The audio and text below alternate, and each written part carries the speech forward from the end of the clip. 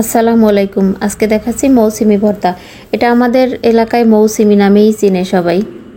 এটার ভর্তা অনেক মজা খেতে, তবে অনেকে ভর্তা পছন্দ করে না। আজকে আমি যেরকম দেখাবো এইরকম তৈরি করলে সবাই পছন্দ করবে খেতে। মৌসুমিগুলোকে আমি ছোট ছোট করে কেটে নিচ্ছি। এটা সিদ্ধ করব।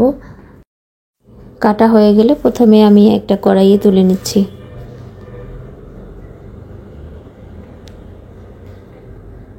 কড়াইটা চুলোর উপর দিয়ে আমি পরিমাণ মতো পানি দিয়ে দিচ্ছি।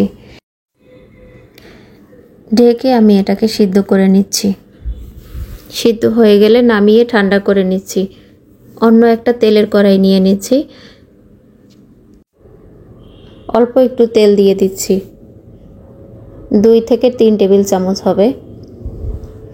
শুকনা মরিচ ভেজে নিচ্ছি।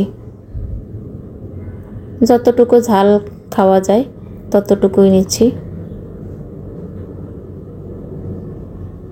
এখন আমি কয়েকটা পেঁয়াজ রসুন কাটা এটাকে ভেজে তুলে নিচ্ছি।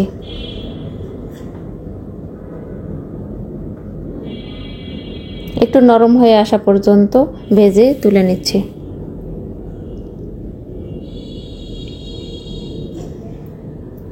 এখন আমি মৌসুমিগুলো দিয়ে দিচ্ছি। সিদ্ধ করা মৌসুমিগুলো একটু তেলের মধ্যে ভালো করে একটু ভেজে নিচ্ছি। এগুলো তেলে একটু ভেজে নিলে এটা খেতে আরো বেশি মজা হয়।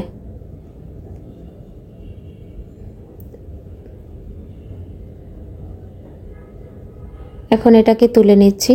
তুলে ঠান্ডা করে এটা আমি শিলপাটায় বেটে নিব।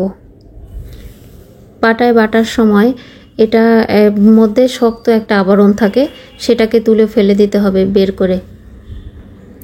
এই যে দেখাচ্ছি, এটার মতো একটা পাতলা শক্ত আবরণ থাকে, এটাকে তুলে ফেলে দিতে হবে, না হলে এটা খুবই শক্ত, এটা খাওয়া যায় না। আমি বেছে বেছে সবগুলাই এরকম ভিতর থেকে এটাকে বের করে ফেলে দিচ্ছি।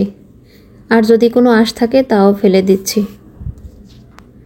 এখন আমি শুকনা মরিচ পেঁয়াজ রসুন এগুলোকে বেটে নিব, এর সাথে মিশিয়ে নিব। তারপরে একটু লবণ দিয়ে দিচ্ছি।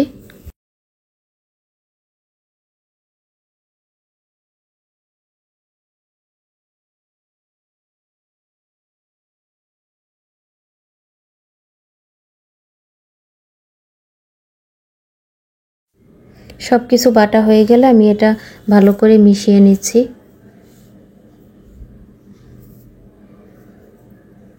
একটু সরিষার তেল দিয়ে দিচ্ছি। সরিষার তেল দিলে এটা খেতে অনেক বেশি ভালো লাগে। এখন তেলটা ভালো করে মিশিয়ে নিচ্ছি। মিশিয়ে আমি এটাকে তুলে নিচ্ছি। আমার ভিডিও ভালো লাগলে আমাকে সাপোর্ট করে আমার পাশে থাকবেন। ধন্যবাদ সবাইকে।